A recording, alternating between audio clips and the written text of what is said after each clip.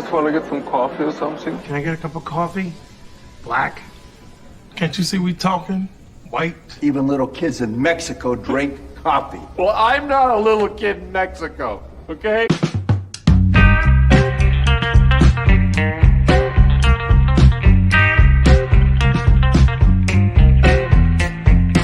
That is the best coffee I've ever tasted. A damn fine cup of coffee. You want a cup of coffee? No coffee.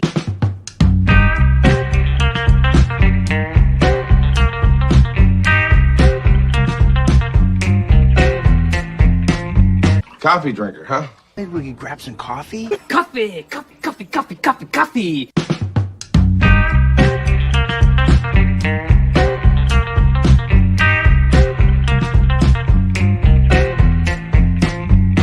God damn, Jimmy. That's some serious gourmet shit. Me and Vincent would have been satisfied with some freeze-dried Taster's Choice, right? And he springs this serious gourmet shit on us. Oh, we're live. Welcome, everybody, to Morning Coffee with Chris. My name is Christopher Moonlight, and I'm sitting here with these beautiful first volume hardbound slipcase edition of League of Extraordinary Gentlemen, which is, whoops, hitting my microphone, which is beautiful and it's a treasure. Good morning, Penny. Let's see. We got Penny in the chat. Not too many people in the chat yet, but I'm hoping more. Yes, unfortunately, sad news due to illness. Colonizer Jeebus, welcome. Kevin O'Neill, who is the artist of League of Extraordinary Gentlemen and also stuff like martial law and 2000 AD, as well as some other stuff. A lot of work he's done with Alan Moore, but he has passed away at, I believe, age 69. And Anima Confusia is here. Thank you for joining me. One day I hope she comes on the show when I'm doing morning coffee, but I know she has to work. But thank you. But for that, lift and weight for the ladies in the chat. All right, Alex Moore is here. Good morning. Let's welcome our panel. Of course, we bring him in. We've got the wonderful Das Wolfen. Good morning, John. Morning. And we have my honorary Oos, Joe's Atmosphere. Morning to you, sir. Good morning. And of course, Martin, our rock. How you doing, Martin? Well. I hope that all of you are, both in the panel and in the chat. Doing well, yes. So again, to reiterate the chat, right now we have Penny, Colonizer Jeebus, thank you, come again, and Anima Confusia. Am I saying that right? I feel like I get hammered every time I say that name. It's Anima Confusa. Confusa. Well, really, it is being Latin. It would be Anima Confusa. Ah, Confusa. Just to confuse me. A little more, yeah. And of course, Alex Moore once again, and Zax is in the chat. So welcome, everybody. Thank you for joining me. Today, for the most part, I want to talk about Superman because we've discussed this before. We have great news. Henry Cavill is back as Superman, and Ben Affleck is back as Batman. I think they make a awesome duo. Dynamic duo. I know the dynamic duo is Batman and Robin, but World's finest. They are the world's finest. We have Joseph Dredd is here and Bill Barclay. Thank you for joining us, gentlemen. I absolutely love Superman. I think Cavill is he's this generation's Superman. I think that's great. It only took bankruptcy to Keith, happy birthday. Up and do it, right? Happy birthday to you. Come on, everybody. Happy birthday to you. What? They hate you, Keith. They won't sing. I'm singing. What the hell? We like because we love him. We're singing. not singing. Yeah. You're sparing Keith the voices of utter madness. All right. Well, happy birthday. I appreciate it. Everybody. Superman. It seems appropriate to be talking Superman today, considering that he and I are from the same state. And we knew you were from Krypton. It's no secret. Yes, that's it. I am from Krypton, but we have to keep that amongst ourselves. Oh, we're that whole secret identity thing, Keith's real name is Valzad. Giving it all away. Another good reason to be talking about it today is because of truth, justice, and the American way on Election Day. But we're going to get to that because this is our main subject. I want to talk about this. First, I want to talk about Kevin O'Neill. Really quickly. One of the great comic book artists of the 80s and 90s. Of course, most people know him from League of Extraordinary Gentlemen. I originally discovered him with Martial Law, which was kind of a parody of superheroes. And he even, he would go to town. It wasn't him writing, but still, I always kind of considered him the face of Martial Law. And he would just go to town on these different superheroes, kind of doing the parody thing, making fun of them, making us laugh. And, some people were kind of critical of, we're getting birthday wishes in the chat, by the way. We have Wolverine 626. Superman is awesome. Welcome, Wolverine 626. But so League of Extraordinary Gentlemen came out, and again, it's one of those things that got sold to Hollywood and actually was a decent popcorn movie, but had nothing to do with the comics. So I just wanted to show again this beautiful hardbound edition of League of Extraordinary Gentlemen for the first volume, and it is truly gorgeous. I love that they do the prints. Mm-hmm. And by the way, since we've got Christmas coming up, we've added Santa Claus to League of Extraordinary Gentlemen. Why not? I am just as an aside, I can't talk about it, but I do have a Christmas horror movie in development. But I just want to say that, he got flack for having kind of a more cartoony style, sometimes a bit rigid in the posing. But my God, the detail in everything he does is just beautiful. And there's so much going on in every panel. So many little, you can read it as a story, or you can read it as, little Easter eggs. I mean, the way he draws action, or drew action, I should say, was just gorgeous. He had like 10 different things going on in a panel if he could help it. I mean, look at all the details and the faces and that camel there. Really a brilliant artist. And I mean, look at the Nautilus for those 20,000 Leagues Under the Sea fans. Wow, there you go. Yeah, the ship's supposed to look like a squid. That's pretty awesome. Yeah. And the first volume, now I only checked out the first 3 volumes because Alan Moore went a little crazy with the lore, and he was also kind of pushing, unfortunately, he was getting into his wanting to write pornography, which, I mean, do what you want, but I think he took a step down in quality as a writer when he did that. Not because of the subject matter. I just think I don't know. That's another subject. But again, O'Neill, look at Mr. Hyde there. Oh. Jekyll and Mr. Hyde, the detail there. And he did a great job working with the colorist. But I mean, look at the details there. Well, the other thing that has to be understood was that the thing about the League of Extraordinary Gentlemen is it really is an homage to a lot of the literary heroes and storytelling of what was then the previous century, and now from this time period, the last two. But I think for him was trying to find a literary accurate version of being able to present these characters in the story. Hollywood has had too much of a sway with people when it comes to a lot of these stories. And again, I've said it before in our show, and I'll say it again.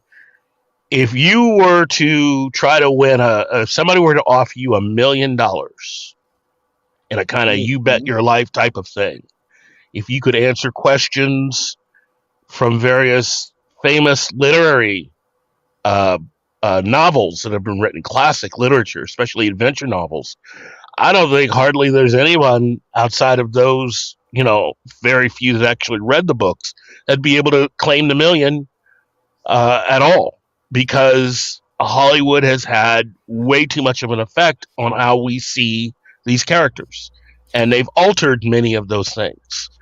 For many people, any filmmaker now coming along making 20,000 Leagues Under the Sea is going to have more of an influence, or be influenced by the Disney version of that film than by the literary version of that film. Yes. And it wasn't until the League of Extraordinary Gentlemen comic, and then eventually the film, that they presented Nemo in the way that he is meant to look. Right. Nemo paid has attention to the lore, no doubt about That's it. right. Yep. It's Nemo should look very Eastern, even though he's half and half. He's like the original Mr. Spock in that sense. Mm-hmm. In fact, lots of literary characters come from mixed backgrounds. Mm-hmm. And that's the thing that made the character Spock, I think it touched something, because we were used to reading those kinds of stories. And the thing about Nemo and all the rest of these characters is that what you had was someone who actually, in Alan Moore, who paid attention as far as the story to who these characters were and what their weaknesses and what their look was, and then for Kevin O'Neill to take that and translate that into what they had for the book. And again, if you are a big literary fan, there is absolutely no reason for you not to own the League of Extraordinary Gentlemen. Yeah, for sure. Well, Alan Moore does two really neat things with League of Extraordinary Gentlemen. One is he decided to treat it like what would happen if all of these characters existed in a shared universe, just like the Marvel universe or the DC universe. But he was very careful how he tied them together. He stayed true, like you pointed out, Keith, to the lore of the characters, whether it be Sherlock Holmes, Mycroft Holmes, all the way from John Carter of Mars in the second volume. He mixed that with Gulliver's Travels. But he did his Alan Moore deconstruction thing. For example, and I do like that this book gets risque and cheeky. Yes. But what if a criminal like the Invisible Man, what would he be doing with his time? He'd be hanging out in an all-girls school. But I mean, this page, the look on their faces, the reactions of the characters are so brilliant. And a lot of that is Kevin O'Neill as well. Alan Moore finds the right artists to work with. I just love how, we have Mina Harker, we have Alan Quartermain, from King Solomon's Mine. Yeah. Haggard. And we have there's a lot of reference to H.G. Wells stories like The Time Machine. And in the second volume, there's a great, fantastic homage to one of my favorite H.G. Wells stories. Now, The Time Machine is my favorite H.G. Wells story, but I really love the original blocking on the name. I always do this. Good one, Joseph. Good one. I wish I wish the MCU had remembered that when they were doing that. Oh yeah. It's half Scottish, half Atlantean. Namor, yes. Yeah, according to the MCU, he's Aztec now. Yay. Yeah, that's a whole other Whatever. It's called lazy writing. Let's not go off on a tangent. Keep No, you're going, right. Chris. You're right. So we have the island of Dr. Moreau. Now that we're a little derailed. In celebration to our friends, the sex bots. The goddamn robots, John! There you go. I was wondering when you're gonna get that, man. Oh. Another not so good movie adaptation of a very well written book. We should do an episode on that. Yeah, just bad adaptations, right? Yeah. Then half the show would be Stephen King. I mean, come on, right? I love Michael. He's not wrong. He's not wrong. Now, is it me or and I want to talk about how they, by the way, just a quick aside. I was trying to say the island of Dr. Moreau, he kind of merged it with Mr. Toad's Wild Ride. Mm-hmm. Not Mr. Toad's Wild Ride. Sorry, my brain went to the Disneyland thing. The Wind in the Willows. He mixed the Wind in the Willows with the island of Dr. Moreau and used that as a passageway to the solution to the Martian invasion problem. Again, H.G. Wells' War of the Worlds is what is covered in the second volume. But I just want to also hear this shot here of Dr. Jekyll trying not to turn into Mr. Hyde. I love the strain on the face. This is the brilliance of Kevin O'Neill, is just every panel. There's so much going on, such what I call subliminal storytelling. I mean, you see it, your brain registers it, but you're in the moment of the story. You don't stop in the story to note every detail, but it just your brain sees it and you get it and you feel it. Well, that's part of what filmmaking is when properly done. Well, there is when you are telling a story, there really is in film two stories going on. There is the actual story as relayed through the script, and then there is the visual story.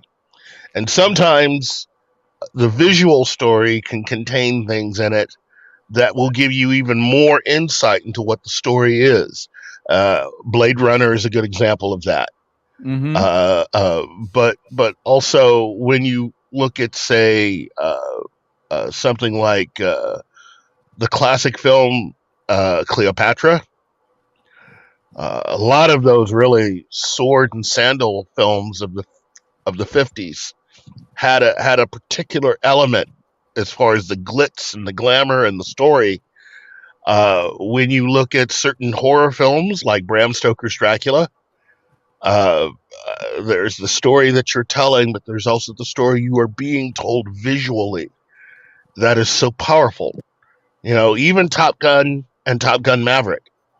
Yep. You know, if you know what you're doing and you are a true professional, you should be able to accomplish telling or re-emphasizing or supporting both of those elements should be supporting the story you are trying to tell. And even though sometimes it may seem like they're going off and doing their own thing, it should all be towards that. Yeah. Well, this is the beauty of comic book art as well. Mm-hmm. And it's funny, you touched on I was having a conversation with Val Merrick, comic book artist Val Merrick, last night about older movies and how we really need to start revisiting them more in terms of teaching our current filmmakers what visual storytelling is. Well, not just for older filmmakers. They need to be doing it for a lot of the comic book artists that you have right now, especially people working currently at DC and Marvel, because they don't know squat as far as I'm concerned. They have the same approach to comic book art as I see a lot of new filmmakers have to filmmaking, which is, you know, there's a lot of this, you know, there's a current trend of kind of these trade schools for filmmakers, like Full Sail University, which they do good work. You can get a very good film education there, but they are so focused on the technical aspects of filmmaking that I noticed that almost everybody that comes out of Full Sail University, they can do a competent job, but it's just boring. And When it's it's done not right, visuals in movies, and one of the examples about the visuals in comic books, I would say, is The Walking Dead. That was that comic book right there. The art is why a lot of people pick that book up, not just the genre. But Same thing I've with always Hellboy. said this to people: every great movie that is on my top tier list has a moment in it that the music, the visual, and the storytelling up to that point raises the hair on the back of my neck every time. And I can tell you what those moments are in all three of the Lucas's Star Wars productions. I can tell you what that moment is in every one of them. And I'm not going to go into it now, but there's moments like in the first Christian Bale Batman movie, Batman Begins. There's a moment like that in that movie. You know, I mean, every great movie has that raised, the goose flesh moment where, wow, you're really into it, and they've really pulled into it. So and with film, and new movies don't have that. They really don't. because new movies, they're. I beg to differ. Black Adam's entrance was the Superman's entrance in Black Adam. Well, yeah. Hey, I haven't seen it yet. That's because I've seen a lot of reaction shots of it, but you had that's different because you had a frame of reference for that. That was giving you something that you've been begging for half ages. a decade now, right? Yeah. And we're gonna get to that. We'll finish up on this soon, but yeah, the idea of seeing the old masters, I don't even want to say old masters because the masters that we've had are only a few decades back now. But again, the beauty of comic book art. I'll show one more Kevin O'Neill page. Let's make sure I'm getting into the frame here. This is something I love about comic books. A comic book, people complain about the big splash pages, but Kevin O'Neill showed you how so much story could be shown. Winston, you be quiet. So much story could be shown in a single image. Even though there are not panels in this page, it still works in a way that you can, first you see Mina, then you see Alan Quatermain, and then you see what's going on below. And it moves in a single image. It moves you through time. And then we go back to the panels, but he knew when to use a splash page and he knew when to use the panels. And now you may say, well, Alan Moore wrote that. And again, this volume comes with another volume, which you see Kevin O'Neill portraying Alan Moore as the miserly old kind of Dickens-esque yet occult, what is it, Rasputin type writer. That's the script.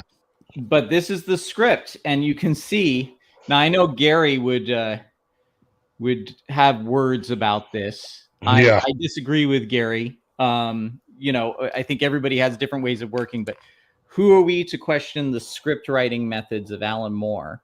Right. Wow. This is look at all. I mean, this is just it's been a long time since I went through this. I can't remember if this is just the first issue. But it's nice. It's again, it's just beautiful Kevin O'Neill illustrations throughout everything throughout. Wow. You can tell who those characters are. Yes. You don't have to guess. You can tell who they are. So, Just by the silhouettes. Yeah. That's awesome. Again, it's very sad. Like I said, I think Kevin O'Neill died young, but is a brilliant illustrator. Really gave us some fantastic work. And like, we're pointing out here, he is somebody, if you are a comic book artist, if you are a visual storyteller, whether it be a filmmaker, and I honestly believe that filmmakers should be looking at comic books. They have a lot to learn from comic books, and vice versa. I know as an artist, I've learned a lot by handling a camera.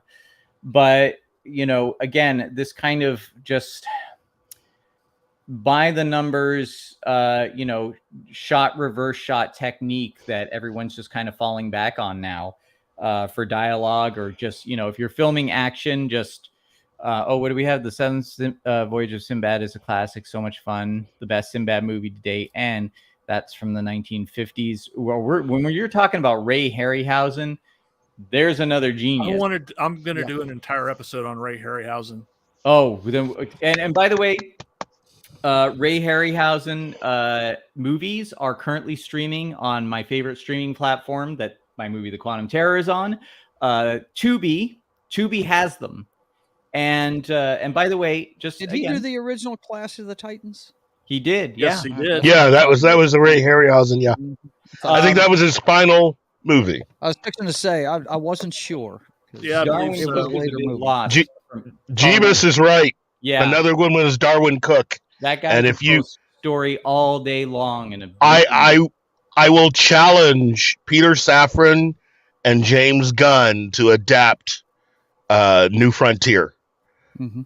If you've not seen the animated version and really the original comic, the animated version does an incredible job of trying to bring the comic to life. And what it adds to it is truly adding and not taking away from the story. Well, Keith, I haven't seen that. So can you give me a breakdown of what that story is? Oh, that's just a retelling. It is an interpretation of celebrating the 1950s era of DC Comics. And it's everything. Every character, every book that had been sold up to that point, everybody coming out of World War II. It is an origin of the DC universe, told through an alien invasion and the coming together of all of these heroes that are all pre-1960s heroes. Superman, Batman, Wonder Woman, the Blackhawks, Challengers of the Unknown, King Faraday, who a lot more of you people should know who that character was. He was DC's James Bond before there was even a James Bond. And every major character, Hawkman, Dr. Fate, the entire Justice Society, this is the animated feature did a phenomenal job of interpreting that book. And I had the very distinct pleasure of meeting him before he passed. Oh, nice. And it was what's it called again? It's called Justice League: The New Frontier, because this is, the 1950s. It's the jet age now. We're past World War II, and we're going on to the new age, the atomic age, and that affected even the comics that DC was working on. Oh, where Marvel went more cosmic / fantasy, DC became more cosmic / science fiction.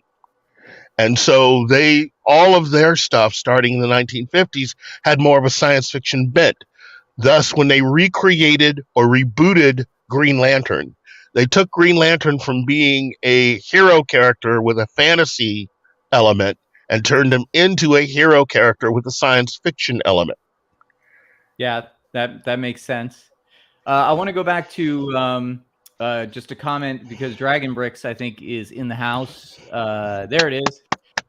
Welcome, Dragon Bricks. I have not read League of Extraordinary Gentlemen in a long time. In some sense, Penny Dreadful Show was the closest interpretation of League of Extraordinary Gentlemen on screen. Yeah. Well, I enjoyed the first 2 seasons of Penny Dreadful. I really loved the characters.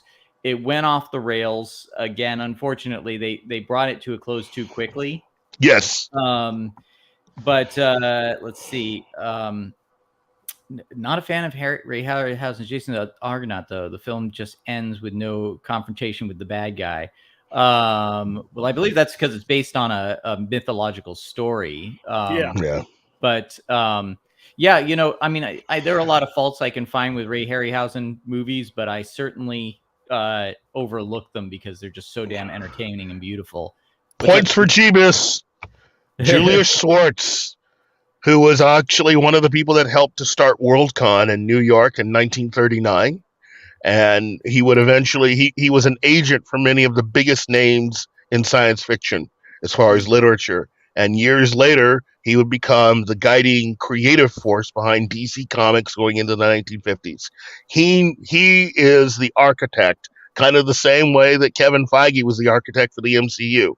He helped set the pace for DC Comics in the 1950s and in creating more science fiction related characters that and the science fiction angle of a lot of their stories. Do you think that the fact that one of the main parts of the Trinity of DC Comics was an alien from another planet might have led into the science fiction angle they took? Well, science fiction was really the dominant thing coming in the late 1930s and also as a society, we read a lot more in the 1930s. Okay, so science fiction was really something kind of new, and you had a kind of a quality to the types of stories that they were telling, and you even had now a lot of the more woke people need to understand that not everything and everybody was simple to tell a story about. So many people would hide kind of like certain types of stories, certain types of characters that they tried, they knew that the publishers wouldn't like. An episode of Star Trek DS9 called Far Beyond the Stars touched on that. Okay. So you had certain stories that were being written where, unlike the cover of the book, the characters were actually different when you actually read the story. So, this is going to offend the sensibilities of a lot of the woke out there, but there were actually characters of color that were main characters of a lot of these books in the 1940s and the 1950s. The only difference was you didn't see that in their covers because a lot of publishers thought that people would not buy books with covers of people of color doing heroic things on the cover. So they would often change the cover to match what they... You saw that all the way into the 60s. I mean, how many struggles did Roddenberry have trying to put the characters he actually wanted on screen? I mean, they made Spock a white character when he actually, I think he wanted an African American doing that one. So I mean, it's really strange. I don't understand it, but yeah, I see what you're saying about them hiding different kinds of characters inside, not giving it away right away. Yeah, and again, it's part of what we've lost as a society in not reading as much as we used to, and Hollywood becoming the dominant, really guiding force in our entertainment.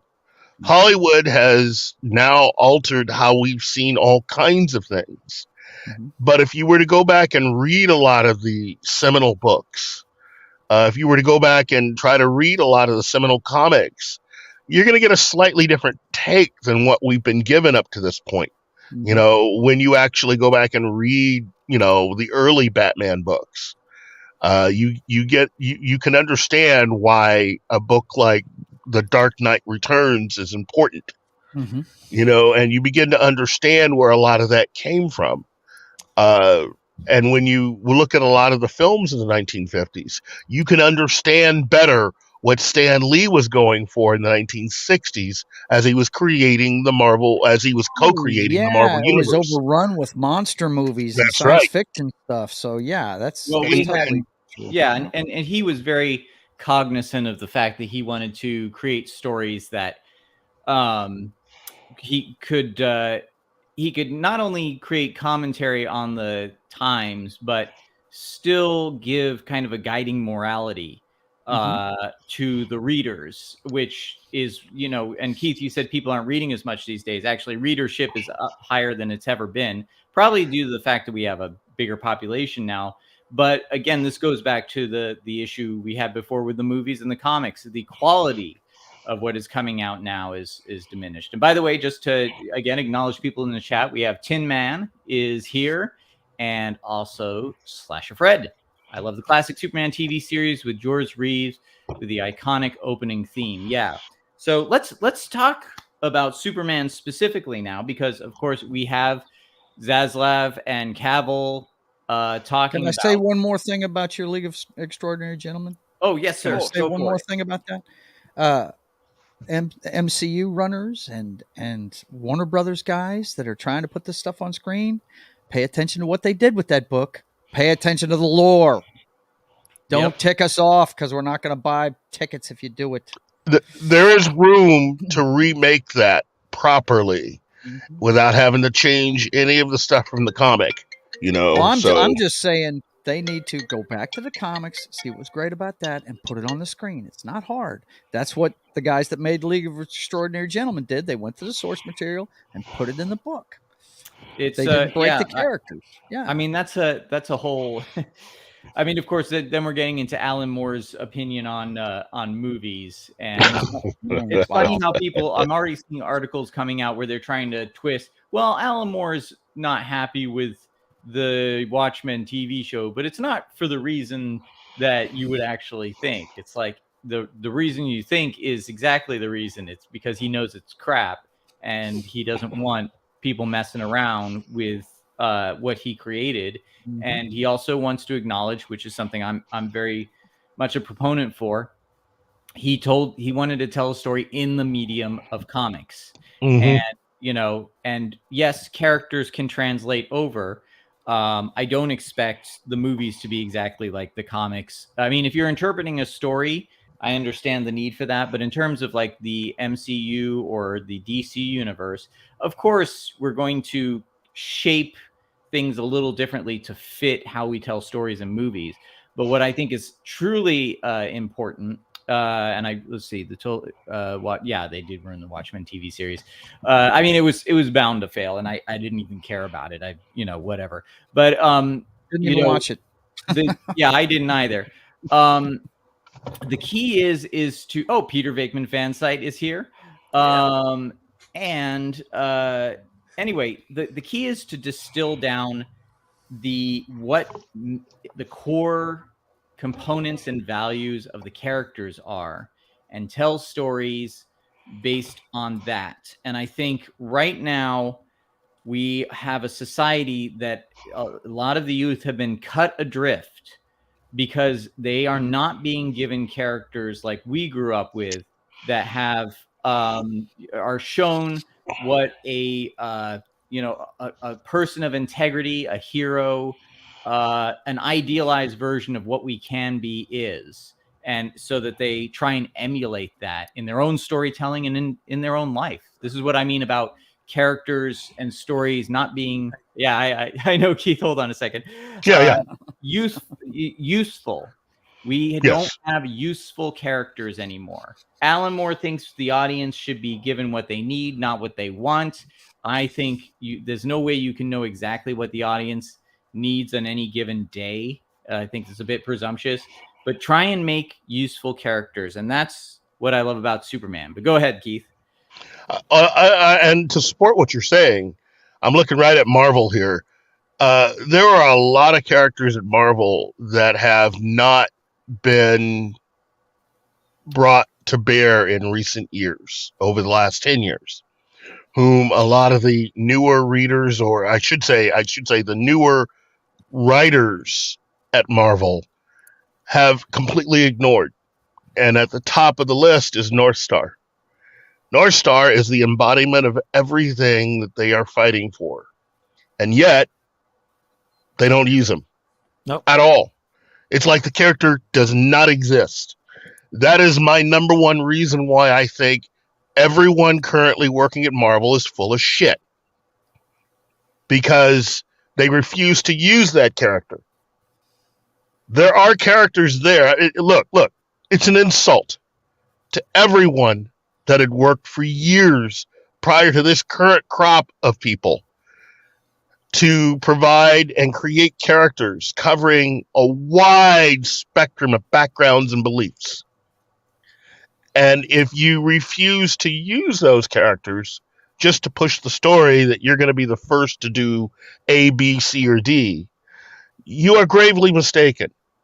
You're working for a company where you should have access to any stories that have already been made. And it is an insult to really act like you're doing something new when in fact you're just trudging over ground that has already been plowed over by storytellers better than the current crop, and that also goes for DC. John, you real quick, we want to thank Wajid Leakey for being a member for 2 months. Thanks. I was sitting on that. I was going to mention that. Yeah, and we should acknowledge some of the comments in the chats as well. But yes, thank you, Widget Leak. Yeah, I knew I was going to screw that up. Widget Leaky. Wajid. Yeah, see, I need you guys to just say the names. I need to not do names. Wajid. But thank you very much for being a member. We really appreciate you. And yeah, there are some interesting things that I saw in the chat. Let's see if I can kind of bring them up here. Oh wow, there's a lot going on in the chat that I didn't see. Yes, well, here's one. I've noticed, this is from Slasher Fred. I noticed that Spider-Man and Batman are very similar. Both Bruce Wayne and Peter Parker lost their family. Bruce Wayne lost their parents, and Peter Parker lost his uncle, and later became vigilantes. Yeah, I think the reason for that, and you see that a lot. You see that with Superman. He lost his family as well.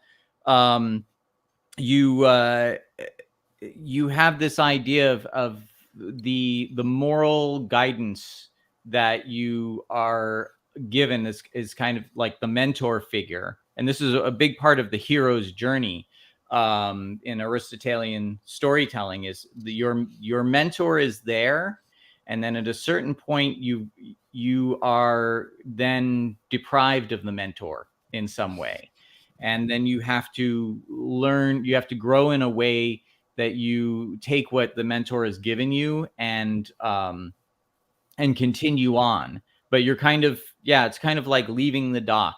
You're set sail, and it's a transformative moment. And so that's the reason that you see that a lot. To what Keith said, especially regarding North Star, there's, unfortunately, in Hollywood, what you're dealing with is there's a lot of people out there who, and I've experienced this in pretty much every project I've ever done in terms of creation, pitching something to Hollywood.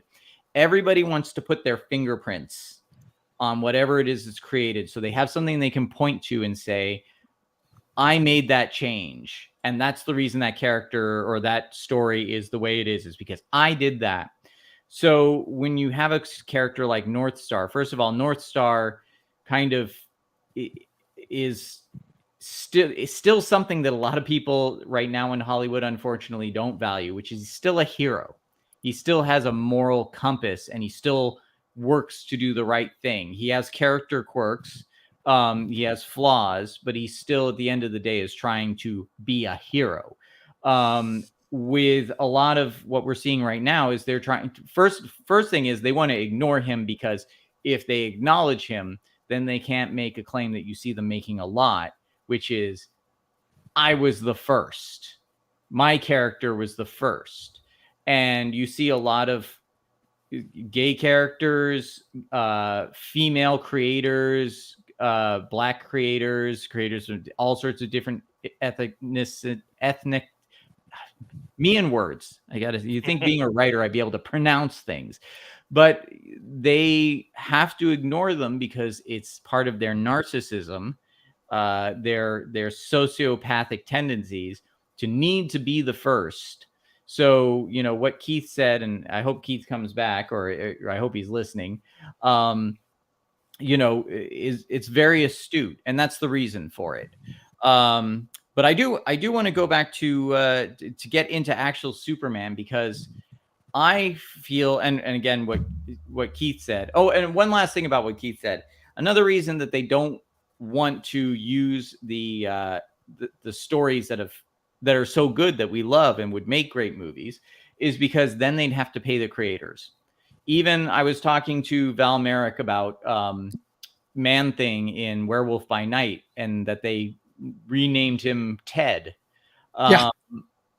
Val said to me, he's like, oh, I know the exact reason that they did that. They named him, they didn't say Man-Thing, they said Ted, so they can say he's a different character, and then they don't have to pay me for using him, because all the old, not just the people who created the characters, but people who worked on those stories for years have it in their contract that if they get used, they get reprinted or they get used in a movie, they get paid. Yep. Now, the amount of money that studios throw away on nonsense, that could go to the creators, and we could have these stories. Now, I've advocated this for years. I want to see, and I think Henry Cavill can be it. I want to see this on the screen. Yes. And I don't just mean this story, World's Finest by Steve Rude and Dave Gibbons. Dave Gibbons being the artist behind Watchmen, but he wrote this and Steve Rude illustrated it. And Steve Rude is another masterclass in comic book art and storytelling. I'll hold up a few things, but I want to see Henry Cavill as Superman and Ben Affleck as Batman. And I want to see Henry Cavill. I want to see Superman holding that American flag. The classic Christopher Reeve thing. Yeah. Mhm. And saying truth, justice, and the American way, because he's the ultimate immigrant, man. Yeah. He is the ultimate immigrant. And he didn't come from here, but this is his world, and he will protect it at all cost. And the American way, now, to me, people are like, well, he's more of a citizen of the world. I'm like, bull. Mm-mm. He is born and raised in Kansas. Yeah. Well, my grandparents my great grandparents are Ellis Island immigrants. And when they came here and they instilled this, because I used to talk to my grandfather about this all the time. May he rest in peace. He was a very good man. He said, we came here because we saw what the American dream was. He said, and I'm talking about what his parents said to him. We saw that the values and the Constitution of the United States were a beacon of hope for people in countries where they didn't have that. And they came to America to embrace those values and become Americanized. And they wanted America to be a shining example of what the rest of the world could be. And, not this idea of America being the world police or America trying to be more multicultural or anything like that. No, America is its own new culture that transcends all the things that people around the world dream of and can aspire to. And that's what Superman is a symbol of. And, this story does, again, it touches on, I know we've seen it a million times, but it does touch on the fact that Bruce Wayne is an orphan and that Superman is an orphan. And unfortunately, it was so poorly executed in Batman versus Superman. And here's the thing about Batman versus, again, I have a lot of love for Zack Snyder, but I don't want to see them fight. I want to see them team up. And the whole Martha thing, take care of Martha thing, unfortunately, was I remember Black Scorpion. She looked very nice in that Black Scorpion costume. That's what that would stop my channel surfing. But again, here we go. We see the parallels. We see their first memory is light, or the opening memory. This is great storytelling. The light rays of the projector for Batman or for Bruce Wayne versus the light rays behind Kal-El's parents. We see the death of the parents, Bruce Wayne again coming out of the theater versus the chaos of Krypton falling apart. We see the father. Now, the father, again, a very important figure, a mentor, a beacon, the rock of values that we stand upon. The father sacrificing himself to protect his son. We see the parallel between the rocket being fired and the bullet being fired. And then we see, again, We see the parallels. They do it beautifully in this story.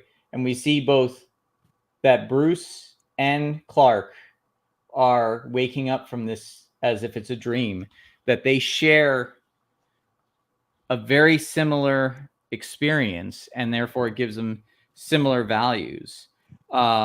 Beautiful storytelling. I do believe that they said that they did spend time on the phone with Alan Moore talking about this story. So Alan Moore did have a hand in this as well. But this is, again, fantastic. I won't drive Martin crazy by continuing to flash panels up on here, but oh no, sorry, Martin, I'm gonna have to. Come on. This artwork, again, look at this. This is the classic Batman and Superman save people from a burning building. And in this case, it's because a LexCorp robot has, quote unquote, gone haywire. Look at these, the use of rays of light and heroic poses and movements. Look at how cool Batman looks here. And then let me find, there's a great moment of, here it is. I love this. This is A Day in Metropolis. Wait, let me get the other page in there. There it is.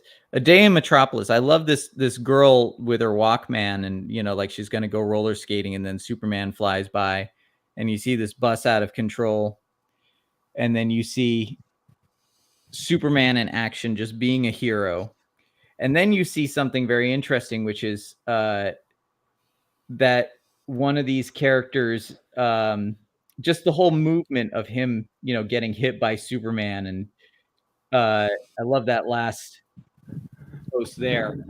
But then you have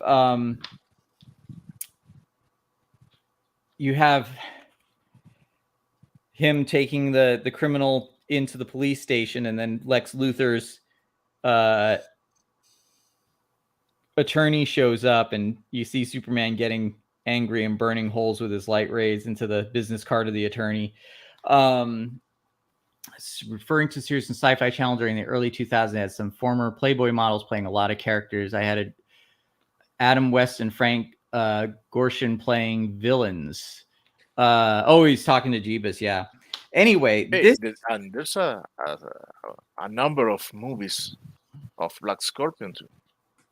Yeah, she was very popular, and I've seen some episodes. I'm not overly familiar with it, but the storytelling was always solid. And last thing, I won't keep doing it. There is an orphanage between Gotham and Metropolis, and that's what this story hinges on. So again, the theme of being orphans is prevalent throughout this story, but you see the kids, watching the party, and Clark and Jimmy Olsen and Bruce, they're all there. And it kind of makes me think of the story of Batman versus Superman, the party that Bruce and Clark attend that Lex Luthor is hosting. And it's so different, but you could have moments like that where Clark and Bruce are interacting with each other. But again, Superman, we have such iconic imagery of Superman. We have, of course, what Alex Ross has made of him. Oh yeah, Alex Ross's artwork is awesome. I was going to say the book you've been showing. I don't collect the DC universe, but I do recognize the art style. That's definitely from like World War II era Superman. So yeah, the style is very cool. Yeah. Well, World's Finest is very much an homage to that, and it predates Alex Ross's stuff. Mm-hmm. But I just want to say, and then I'll let Keith say his thing. One of the things, though, that I think, as much as we love these stories from people like Alan Moore and Kingdom Come and that sort of thing, they also do kind of mark that 80s deconstructionist attitude towards the characters. As much as I love Kingdom Come, it's kind of it's grim. And Yeah, it is. you can argue different points about it. Maybe it's a commentary on how, we need those original heroes back, and we have, Kingdom Come kind of represents the darker, grim and gritty heroes. Winston, quiet. But even one of my favorite Superman stories, which is Whatever Happened to the Man of Tomorrow, still has, essentially it's the end of Superman. And they end it by, showing his friends being very heroic, but also very sadly being killed off. And it's heartbreaking, and it's very moving as a story. And on its own, it works. If it just stopped there, it'd be fine. But people, including Hollywood, and I don't know if you remember this, but one of the big complaints about, Watchmen and Dark Knight was Alan Moore would say, well, I didn't mean for everything to get grim and gritty after that. It was just my way of telling a story. But now we see Hollywood, they're kind of reaching the end of their grim and gritty era. It looks like we're kind of doing the same thing. We've had enough of that. We want hope. We want our old Superman back. That Cavill said it whenever he got interviewed about it. Yeah. I was only going to do the role if hope was involved. Yeah. Yeah. But anyway, Keith, you had something to say. Look, one of the things that has to be understood about the character of Superman, DC Comics, or as it was known, National Comics, and Hollywood, is the fact that Hollywood has played a major role in the creation of that character. When Kirk Allen became Superman, that was at that time the apex of this whole wave of popularity that the character was going through. When Superman hit, that was like the biggest thing to ever happen in comics. It changed everything. Everybody had to change the way that they worked in order to keep up with how popular that book was. In having the radio show helped to alter the character by creating and bringing to the table flying, which was not originally a part of what the character was about. No, he left. He jumped. Yeah. And also the creation of kryptonite is another contribution from Hollywood. And I think ultimately what really gets lost is the understanding of what the two creators, or really the main creator, Jerry Siegel, was about. He was a total science fiction guy. As I was saying earlier, science fiction, especially in the 1930s, was big. Okay? It's big in the same way that a lot of young people today view anime and manga. Yeah. Okay? Yeah. Young people love to read science fiction. And so when you had these two teenagers from Cleveland, and Jerry Siegel being the one that read a lot more than Joe Shuster, he was a total science fiction head. So in creating Superman was first and foremost originally a science fiction character, because there were no superheroes at that time. You got to understand. I know it's hard to get through the minutia of decades, but there was a time when superhero comics, none of that existed. And so, when you have a film like, say, Man of Steel, that kind of leans heavily on the science fiction aspect, you got to understand, for those of you who are criticizing that heavily, that shows your ignorance in not understanding the origins of the character. Okay? Science fiction is a huge part of what Superman comes from and part of what he's about. Thus, the Trinity of Superman, Wonder Woman, and Batman, representing the three genres of DC Comics: science fiction, fantasy, and I should say almost the noir. Genres.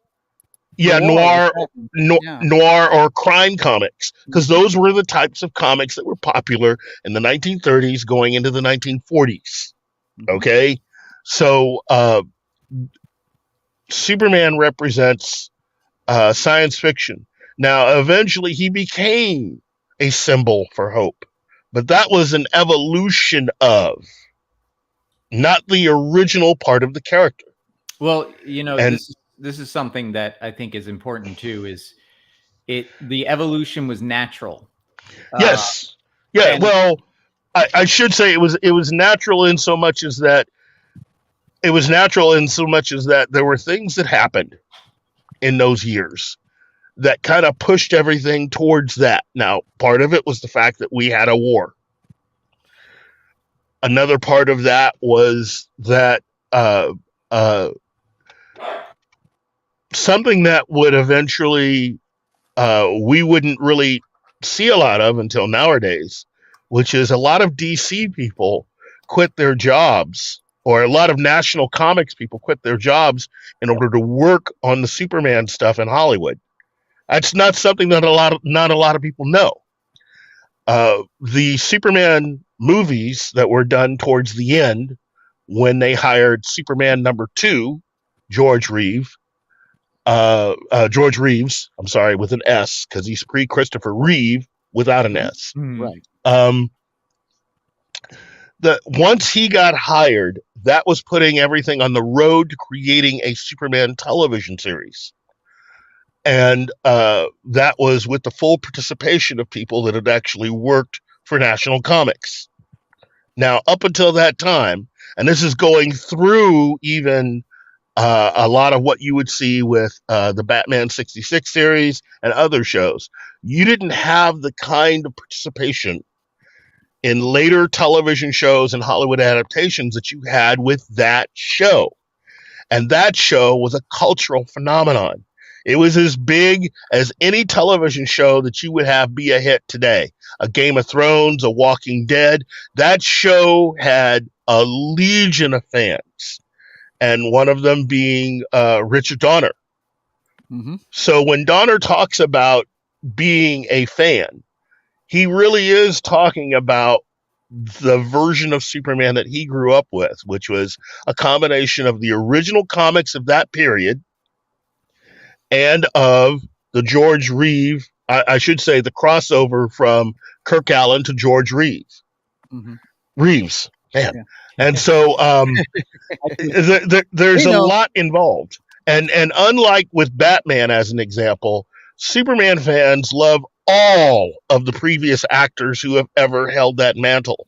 Mm-hmm. Unfortunately, Batman fans only go to Adam West, who is only the third actor to have ever been Batman. Right. Mm-hmm.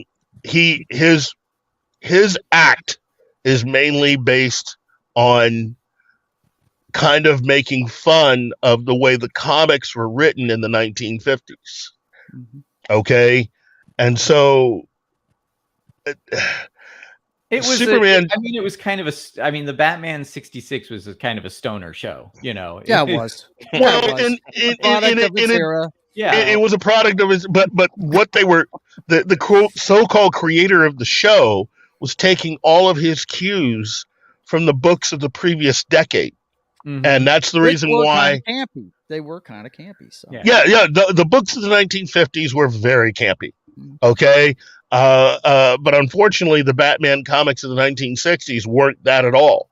And so the success of the television series was killing the comic book sales. I mean, it nearly killed the character. Now, who would you attribute with turning him into the Dark Knight? Would it be Neil Adams? Is he the guy that really did that? Well, Neil Adams was the one that codified it. Doing that before. But. Yeah, well, when Batman first hit in comics, that's who he was. Okay. Yeah, he was a horror character almost, right? Almost. Were afraid of him, right? Yeah. Yeah, in fact, the first villain he went up against dies. Mm-hmm. The Red Hood. And so he, the thing about Batman overall, and the thing about that whole story, The Dark Knight Returns, is that it was really meant to be that version of the character.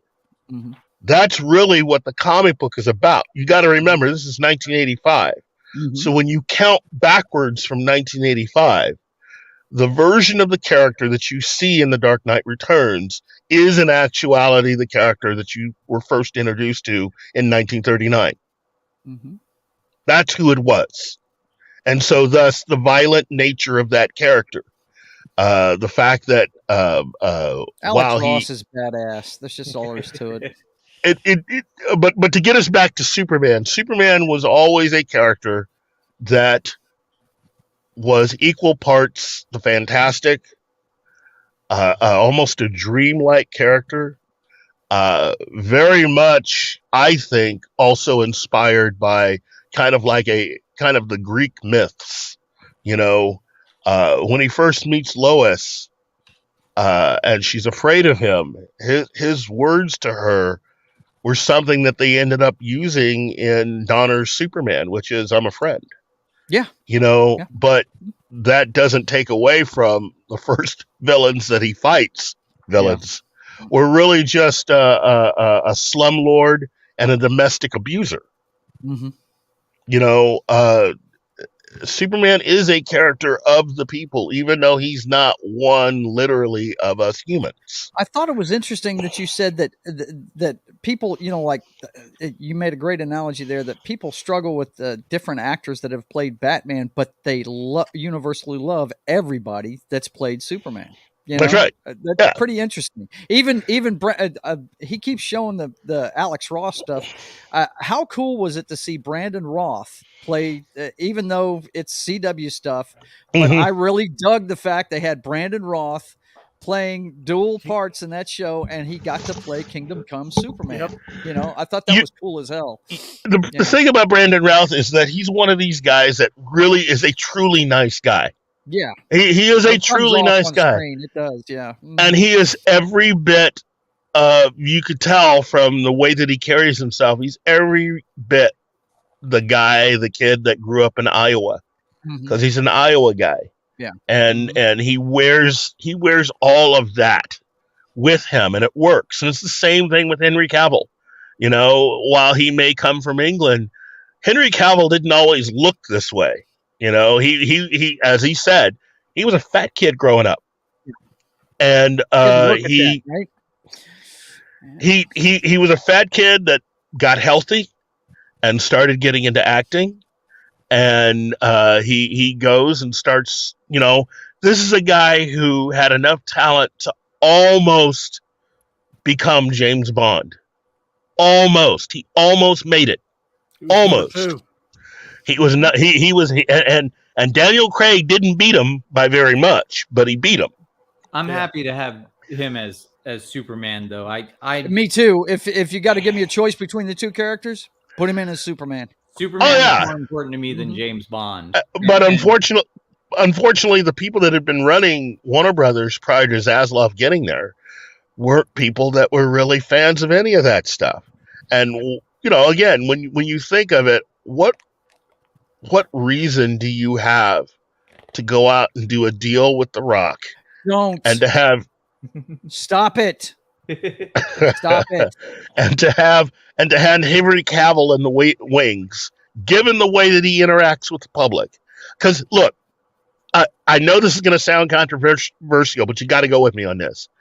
I really do believe that Henry Cavill really is the first geek nerd to become a major celebrity. Okay. You've had people anoint themselves that, who've then gone off and done other things. They've gone out drinking, they go out with supermodels and stuff like that. DiCaprio. How about Christopher Lee? Christopher Lee is just, Christopher Lee is he's the guy that you write stuff about. Okay. Yeah. I don't think he's really Christopher Lee. Christopher Lee was the real James Bond. Yeah, but the guy could speak all the languages that in the Lord of the Ring. Yeah, but he's a man's man. You got to remember, he comes from a generation that actually read books. He knew what proper literature was, and it kind of helps when your cousin is the creator of James Bond. He was either related to or had done something. Almost every character he played, he at least had some tied to Yeah. that he could either by way of something that he knew He or had inside understood, information, is what you're trying to say. yeah, Okay, gentlemen, or I want to bring us experience. back. I want to bring us back on topic because I'm going to wrap this up soon. I want to. You were hitting below the belt with that Supergirl picture. I'm telling you. Stop that. You do it to me every day with that statue. This is that something Santana. Aside from the action, now this is what I want to wrap up with. We all have things that we want to see in the DC universe coming up. Now, this is a small thing. This isn't something that I want to have the movies dwell on in any way, shape, or form. But this is something that's in the World's Finest book. But it's this. I love the idea that these ultimately, after their adventures and stuff, these characters are family because they all have being superheroes in common. And there are moments like this. We see them, in the stories that I love. You see the changing of the seasons. You see what these characters are doing in their lives. Pictures, real quick, one of my favorite pictures is the one I put out every Thanksgiving of Superman carving the turkey, and they're all at the Thanksgiving table. That's a great picture. Like the Norman Rockwell, Now, so this is what I want to wrap with. What do we want to see? What kind of Superman specifically, not the rest of the DC universe, because that's the whole Superman specifically. What do we want to see? Who are the villains he's going to fight? I mean, I think Lex Luthor should definitely be in there. But there's a big pantheon of stories and I'm personally not a cosmic, when Dark Side or Dark Seed and all of those characters show up, I kind of lose interest. I do like seeing heroes being heroes in Metropolis, that sort of thing. So anyway, so John, you first, and we'll work our way down. Do you want us to pick one villain so that it doesn't take that long? One villain we want him to fight, and one other thing we want to see, or do you just want to? Yeah, let's do one each. One villain and one other thing we want to see. So we'll work our way down from John to Birthday Boy. Go ahead, John. Well, what I want to see is a return to the classic red, white, and blue Superman.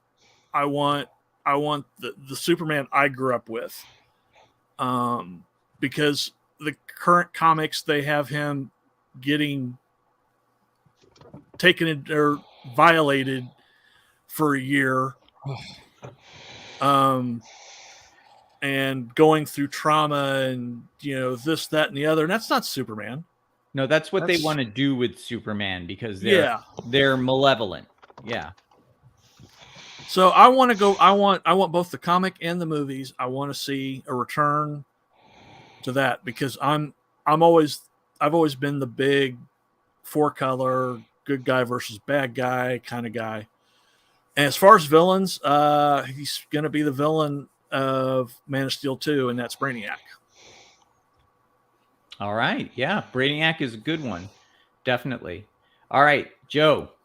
Yeah, I have to agree with everything John's saying, and you guys know my knowledge of DC is completely from an MMORPG that I've been playing for 11 years, and it is a pretty good teaching tool. It really is. But I want to. The first 5 years that game was out, it was Brainiac all the time, 24/7, and so I have to agree with John. I want to see Brainiac. He's kind of the Thanos of the Superman story, and the side thing I'd like to see. Well, everybody wants to see a return to truth, justice, the American way, the hopeful Superman. Yes. But I want to see. I'd love to see like a cliffhanger ending type movie, a 2-movie set, and introduce Mixie Spittlix at the end of it and have him fuck shit up for him and then him have to deal with it next one. I'm just saying, not make him a major character. I don't think you can make an entire movie with him being but as a subplot would be great, By the way, Joseph Dredd is in the chat. Welcome, Joseph. Brainiac should be towards the end of DCEU arc. I personally, just as an aside, I want to see some establish standalone stories before we go too much into trying to do that whole competing with Endgame. Oh yeah, I absolutely agree, man. The problem. Look, they set this thing back a full decade when they went all in on Dawn of Justice, trying to keep up with Marvel. Yeah, that was supposed to be Superman 2. They should have kept it that way and keep That going. that was the plan. That was the plan. That was the plan as far as both Henry Cavill understood it, and really as Zack Snyder understood it. Zack Snyder was told to do what he did. Right. It wasn't like he had. No. Yeah. It was the studio because they wanted to rush everything. Yeah. And I agree with you, Chris. They need to develop the characters much like the blueprint was there. Marvel took a decade doing it. The first 3 phases of Marvel. If you're a comic book purist, certain things piss you off, but I always like to tell people they used the comic books, the lore as an outline, tweaked it a little bit, and improved it. And the blueprint's there. Warner, you should have been on this as soon as Endgame ended. You could have dominated for the last decade, but no. Yep. No. This is why I like these little moments, like the family moments, Christmas, and that sort of thing, because it gives you time you spend time with the characters and you actually fall in love with them, and you care about them. So when something like an Endgame type event happens, you actually care. So, Martin, what about you? What do you want to see? Okay. You're going to call me monothematic, but I just say that I am consistent. I would like to see a live action version of All-Star Superman, the animated movie. Okay. All right. That resumes the 2 topics you're asking for. What I want to see, the nature of the Superman I want to see, and the villain that I want to see. I love. Although I would for like the uneducated, who's the villain in All Star Superman? Oh, it's a it's a sort of a supercomputer that eats suns and everything. Solaris. Okay. My favorite. Wait. I have another take. I would like to see something. Do you remember when the Star Trek was not about an antagonist, but about a situation? I would like to see that a movie in what Superman doesn't have an enemy per se, but has a very catastrophic situation to either avoid or resolve.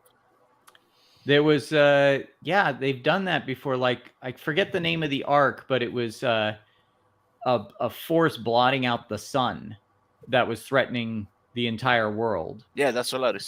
Sun.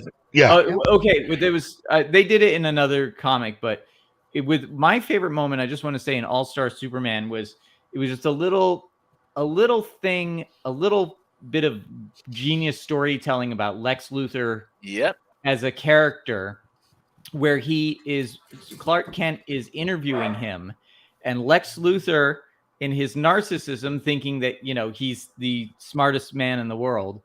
And that's kind of what the story is about, is kind of like Lex Luthor isn't actually as smart as he thinks he is. But Clark Kent is writing notes as he's interviewing him, and he grabs his notepad and he's like, "What's this? Some sort of code? I can decode it no matter what it is." And Clark Kent just goes, "It's shorthand." And I thought it was a great little storytelling moment. But yeah, Martin, I definitely. Yeah, but the best part of Luthor on that movie is at the end. Yeah, when he gets to experience the world as Superman does, and he says he recognizes, "Oh my God, I'm so full of shit." Yeah, because it boosts his intellect to Superman's level, and it makes him see the world through Superman's eyes and through and why he has the values he has. Yeah, it's a great moment. It's a strange All-Star Superman, especially when you read the original Grant Morrison comics. It's very strange and disjointed, but it's very wonderful and entertaining. Anyway, Keith, birthday boy. You know what? I want to see Superman go through a major arc before fighting something like Brainiac. I think I would start out with something like kind of a pseudo detective story in a way that would team him up with Slam Bradley, who was one of the characters in Action Comics when Superman made his debut. And I would like to see him try to work out intergang and eventually figure out that Lex is behind all of that stuff. And then eventually, you could work through 2 movies as you go from Intergang to Parasite to Brainiac. What I would like to see is all of the rest of the classic real tropes from Superman. The stuff that Hollywood, for whatever reason, has either altered so greatly that you can't understand what it is, or gotten rid of it. And what I mean is, I think Superman definitely deserves to have an incredible cadre of characters that truly support the character. You saw some of it in Man of Steel, and I'd like to see even more of it. I would love to see Steve. I would love to see Cat Grant. I would love to see all of the different characters that work at the Daily Planet. But what I really want to see is the real Fortress of Solitude. Look, yes, 1978 is a long time ago, kids. It's a long time ago. That is. It is time. It is time to bring us the real Fortress of Solitude. As a DCO fan, I can tell you the first raids in that game is helping Superman defend the Fortress of Solitude. Yes. Brainiac. And it's a lot of fun, and it's a great atmosphere. And I want to see a Fortress of Solitude with the key that only he can pick up. Right. That's right. Yeah. I want to see all of that stuff. I want to see the great statue of his parents holding up Krypton. I want to see his menagerie of animals who are like him, the last of their kind. Yeah, I want to see. There's a zoo in that place. Yeah. Yes, there's among other things, and there's a way that you can do that using the technology that his father helped to develop with the Phantom Zone. Because in a way, the surface of it in the Supergirl series, they went there a little bit here and there, but it was more like a library for them. Really. Well, but it's almost like if you treated it like its own TARDIS. Mm-hmm. Yeah. Where you could walk inside, where it's actually much bigger than it seems to be. But there's all this stuff inside there, all the stuff that he's guarding, all of the weapons that are too dangerous to be in others' hands. And in many ways, his Fortress of Solitude and the Batcave are the only 2 safe places on the planet. On the planet, period. Yeah. And there are things that even Superman thinks that are just too dangerous for even Batman to keep under his control, and vice versa. But that's what I want to see. I want to, again, I said it before and I'll say it again. I want to go back and put science fiction back into Superman because we've drained it out. It's when you get to the point where you can't really see that kind of stuff as part of a story, that to me means that you've gone too far. It's important to portray Superman as something that we aspire to be, but part of what makes him is the fact that he's an alien. He is meant to be a reflection of. He's not exactly us, but he is in much the same way that the Doctor tries to guide us to being better. That's what Superman sees. And in a way, the character of Data from Next Generation is also a version of that, where in Data's calculation, I mean, we humans should really celebrate who we are. We should take solace in that. The fact that we have so much going for us. And the only way to really make that part of the story stand out is by making him an alien and emphasizing the science fiction aspect of his nature. Because and this is also why people correlate him with Jesus as well, because your example about having things that even Batman wouldn't be able to handle. This is the thing. Batman thinks and you know, Batman has always kind of thought, well, Superman needs a contingency, you know, in case he decides to rule us all. And Superman agrees, and Superman, and this is what I love about the relationship, the comic book relationship between Superman and Batman.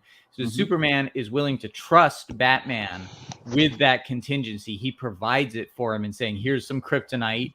Here's what to do if I go haywire or whatever, you know, but knowing that, you know, he is capable of just taking over and ruling the entire planet unopposed. And by the way, in terms of Fortress of Solitude, shout out to another Alan Moore story, which is, I forget exactly what it's called, but something to the effect of, what do you get for the man who has everything? Whereas Batman and Wonder Woman and Robin going to the Fortress of Solitude to give him birthday gifts, to find that he's been hit with some parasite that is, I forget the supervillain in the comic, but a parasite that shows him what his life would have been like if Krypton had never exploded. And kind of gives insight to just why the sacrifices and circumstances of his life have really worked out for the best for the world and everybody. Oh yeah, sure. It again, and it goes to what I've been trying to say, which is all of these different interpretations of Superman that Hollywood has given us has never given us the one thing that I think is truly missing, which is the rest of the characters that help to make him who he is. I would love to see him with his cousin Kara. I would love to have the whole thing but while the Supergirl television series did have certain things that were likable, unfortunately it was not the comic book version of the character. No, and in fact they completely ruined her parents. And they did the Hillary Clinton appreciation show. Well, and what they need is to provide all of these characters, because just like with Batman and Spider-Man are the best characters because they have a great rogues gallery and great secondary characters to support those characters. Yeah. And Superman has really the most underutilized group of characters that support him forward, and they never put the other ones on. There are so many great characters within the pantheon. With Jimmy Olsen and I want to love Jimmy Olsen, not some CIA guy that got killed off. That was don't get me started on that. But also what they ended up doing in Supergirl was just as bad, because it made no sense to have him be. It made no sense for Superman wanting to send someone to watch his cousin that he wouldn't have sent the other way around. Yeah, well, but I mean, what I mean is, if he were going to send someone that would help her with her powers and understanding all of that stuff, the person he should have sent was John Irons. Yep. You know, John, and you had the right actor, you just didn't give the right actor the right part. Right. John Henry Irons would have been the perfect person to work with Kara, because he's still human, but he would have been able to help her to understand her powers better. And plus you would have had that whole thing with his niece, who could have become friends with Kara, which would have given you the girl buddy aspect. And then with John Henry Irons acting as sort of like the older, more experienced guy who could help really teach both of them what it means to truly be a hero. What was interesting about what Chris said about that story where he sees what his life would be like on Krypton. That's one of the great things about this character. Superman, one of the reasons why he's truth, justice, American way, all of that is because that's all he knows. That's right. He's learned everything he's learned about Krypton. He learned from the Fortress and all the archives there. All he knows in his life is America and Kansas. Yeah. And Kansas. But Kara, on the other hand, was a teenager when that plane was destroyed, and she's pissed off that it's gone. One of the things that they did not show in that comic book, or excuse me, the CW television show series at all, was that she was a pissed off teenager Matter of fact, in the a lot of people don't like the New 52 stuff, but one of the best things about the New 52 was the Supergirl run. They showed her get the rage ring, with became a rage lantern and all this stuff. I mean, yeah, well, I'd love to see them bring her into the story as a support character. She doesn't need her own movie, but yeah, have her show up in the middle of a battle where he's getting beaten and she comes in to back him up. That would be awesome. What I really love about what you said Joe, is that it's a great way for Superman to express to another character what the American way is and what it means, and that she's welcome in and to learn those values. Before we wrap up, I just want to give everybody, since we've been talking about it, again, I want to see this Batman and Superman shaking hands, and then here's your Brainiac moment. Oh hell yeah! Oh hell yeah! Provided by Alex Ross, and there's one thing that I'm surprised none of you mentioned in terms of the return, and that is, for me, I think we need the John Williams score back. Oh yeah! Oh yeah! I think it will be, because if they didn't they use drop a Black trailer Adam? that has everything we're talking about accompanied by the John Williams score, I'm gonna lose my mind. In a way that I generally make fun of other people doing reaction videos for doing. But if they do that, I will lose my mind. So, gentlemen, I think this is I've got to wrap up. But originally we talked about doing a Keith birthday stream without me. But I think Keith's got to go. But Keith, where are we at with that? Do you guys want to keep on without me, or you think we can wrap up? I would love to be able to stay on, but I'm actually waiting for a specific phone call. This is a break in everything that I'm doing today, and they'll be calling me to get me back there. But I will say this: thank everyone for their birthday wishes. This is really just a really good way for me to just sit back, relax, enjoy the day, but to also understand and realize I'm a very blessed individual. I have a lot of friends and family, and since working with Gary, I have been shown a lot of really incredible things, and I've been able to meet a lot of you people out there who have just been nothing but nice and understanding. And I just want to say thank you. Thank you very much. Well, thank you, sir. Thank you. And thank you for you and Gary have made this platform for us to talk about this stuff possible. So we're very grateful for you as well. And I want to say happy birthday. And so does Peter Bakeman Fansite. And with that, let's launch into thanking the chat. Thank you, Penny, Colonizer Jeebus. Thank you. Come again. Anima Confusia. Again, I said that wrong. I'm a confuser.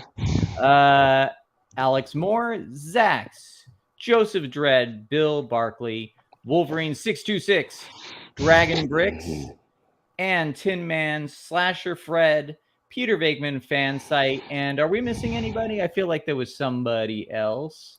Nope. We are. I think we got Bill Barkley. Let's see. Just scanning. No, what? No. They're all covered. They're all covered. Excellent. Yeah. Well, thank you, everybody. And again, we also got the starred question: what's your favorite Superman graphic novel? I think we all covered that. But yeah, I think this was a really great conversation. God bless you all. God bless Superman, and God bless America. Go vote. Go vote, America. Yes. World's finest. All right. So, Martin, take us out. Hey guys, thanks for watching Pop Culture Minefield.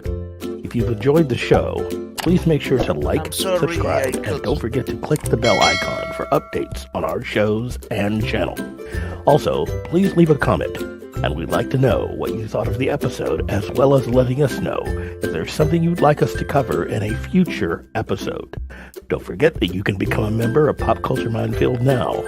Make sure to visit our membership page and merch store at popcultureminefield.com. You can always find Pop Culture Minefield on Twitter, Facebook, Instagram, YouTube, and Twitch.